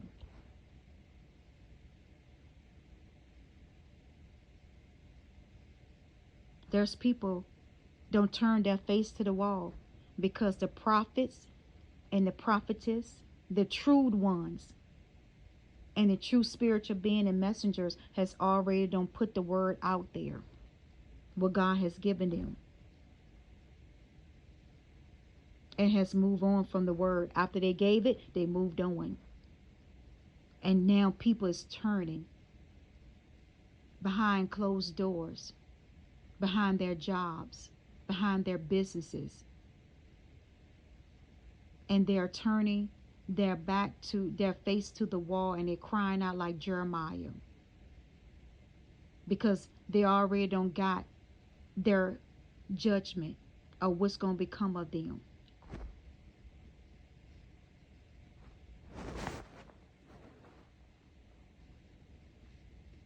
The prophets and the prophetess has to deliver the message.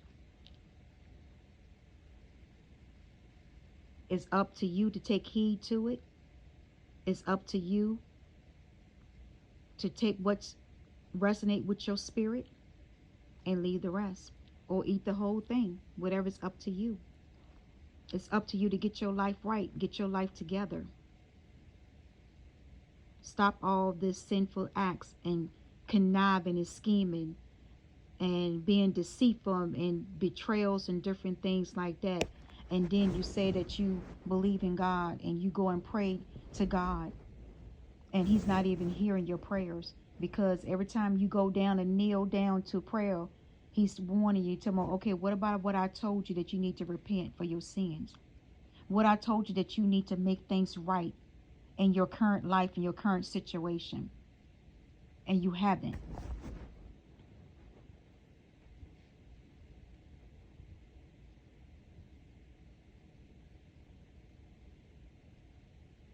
See, people think things is a joke and a game, and it's not.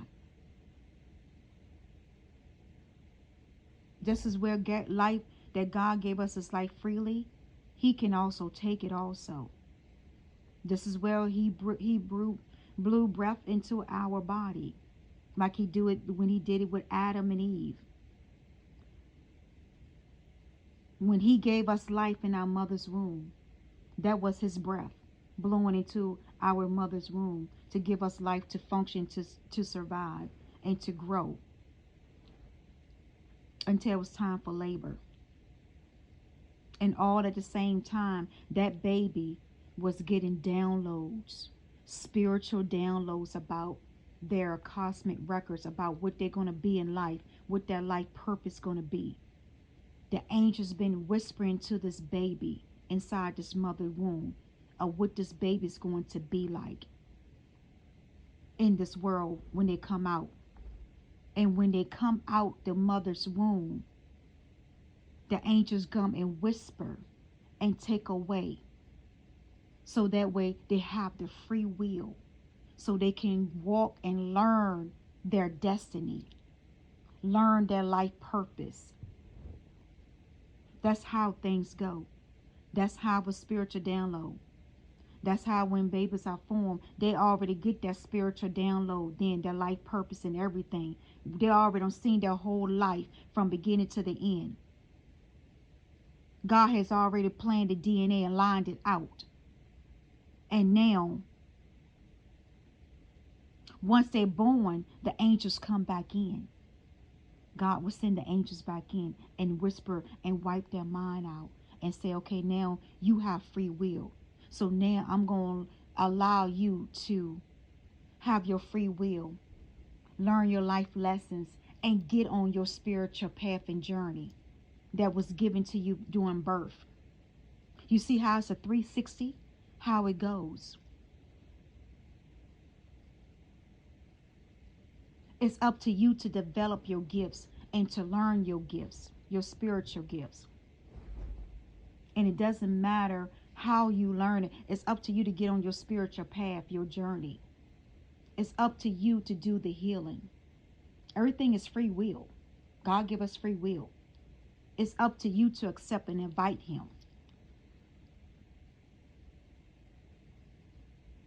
into your heart, your mind, your soul, into your daily life, into your marriage, into your connection, into your job, into your career, in your family.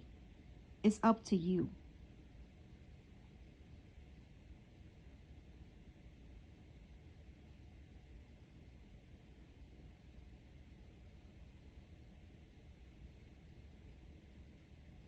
Let's get it together. It's something to think about with this message tonight. It really is. It's something to really think about on January the 19th, 2024. And we're about to go into the Aquarius season on tomorrow. And with the Aquarius season, it's all about manifesting new projects and beginning new projects on the you have the full moon is coming in. So it's all about, and then lunar too is, I think, is coming up too. So it's all about, and also this is of the year of the wood dragon also tomorrow. All of that is coming into play. And this is a time to get yourself right and to manifest whatever you want, your wish desires. Get your heart right. Get things straightened.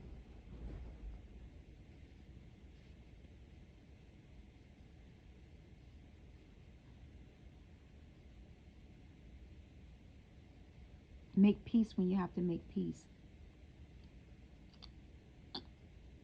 Tell the truth when you have to tell the truth, whether it hurts the person or not.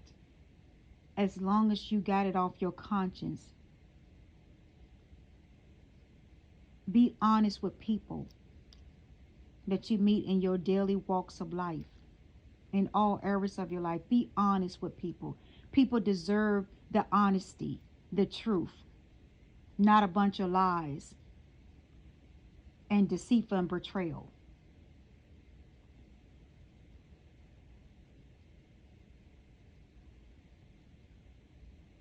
I didn't mean for this video to be long, but this is how God has it, so I have to go along with what he's saying. So if it, I'm trying to make my videos a little bit shorter, but when I get into that anointing the spirit and God is still, is talking to me, and I'm getting downloads, I'm seeing visions and different things like that as I'm speaking to you, you know. And a lot of times I'm not going to be using, my cards or anything else sometimes when it comes like that, because this is prophetic. This is a prophetic word for the world, for the earth, for people in it, for us humans. It's a prophetic word from God. And this is something that people need to start waking up and take heed to.